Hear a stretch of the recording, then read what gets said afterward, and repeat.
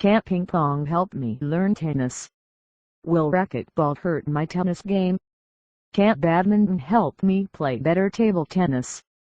These kinds of questions about the transference of skills between racket sports come up all the time. The author has some unique credentials to help answer these questions.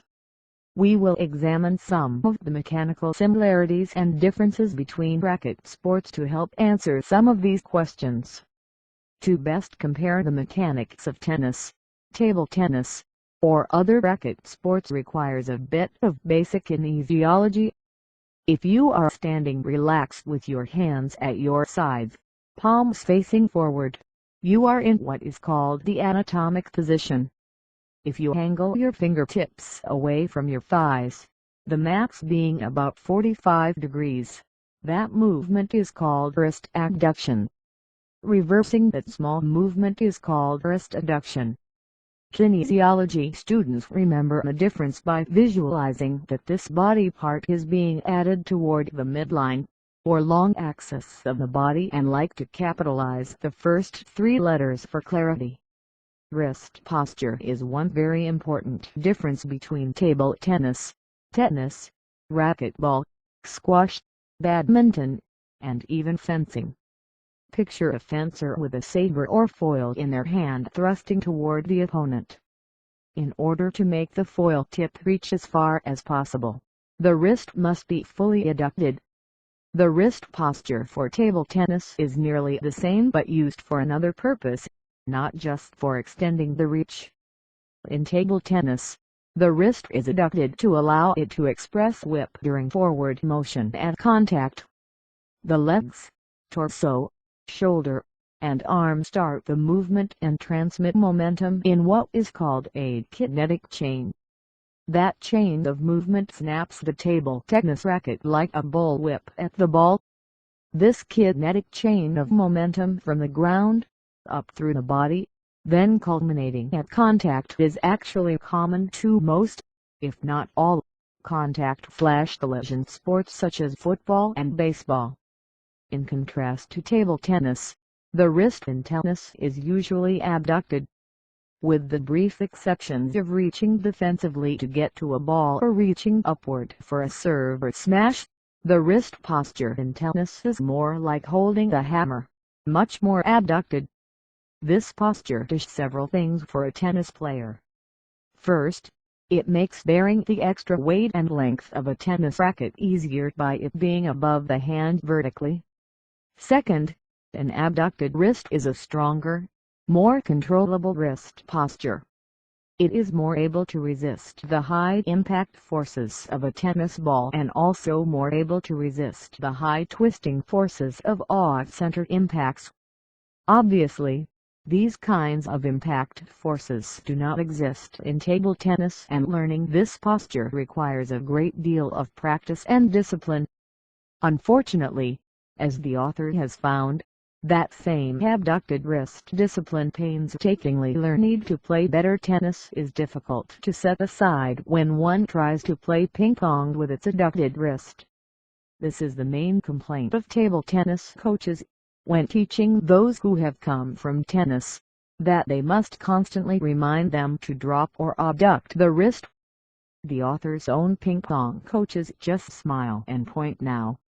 In the author's theoretical and practical opinion, it appears that among racket sports, tennis requires the most discipline in terms of wrist abduction. Tennis, and perhaps ping pong, may also require more discipline in its strokes in general. Again, some additional basic kinesiology is useful. From the anatomic position described above, if you bend your wrists so that your palms face upward, you are flexing your wrists. When you return your hands to the position in which your fingers point toward the floor, you are extending your wrists. When you rotate your forearms so that your thumbs are next to your thighs and your palms face behind you, you are pronating your forearms. The opposite movement is called supination.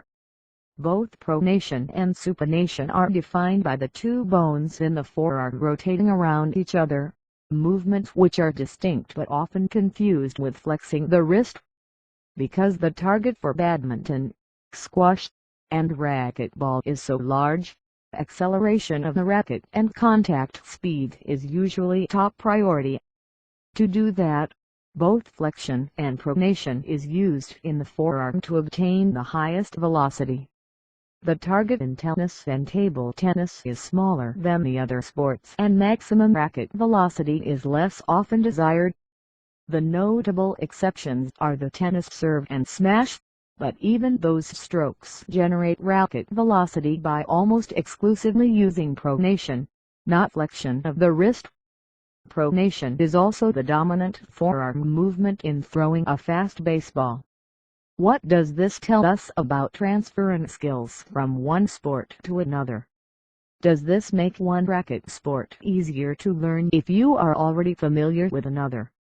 These are obviously difficult and complex questions even for a biomechanical specialist in racket sports, but if we isolate just the differences discussed here, one path to the answers can be found. When it comes to the wrist and forearm discipline described above, we can assume that it is more difficult to acquire discipline than to suspend it.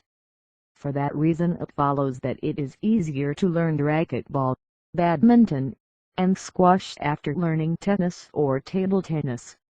Conversely, it is more difficult to acquire the forearm discipline required in tennis and table tennis after learning the other sports which emphasize laxity of both forearm motions described here. Beyond its biomechanical logic, this principle is borne out in the author's personal experience in racket sports and over 30 years of coaching. His tournament experience in racquetball followed that of tennis, and it always seemed easy to relax the discipline of tennis to snap at maximum velocity at a racquetball. Over these years many students struggled to learn the additional discipline of tennis after the other sports. In short, the author recommends learning tennis and or table tennis before branching out into the other sports that are dominated by whipping arm swings.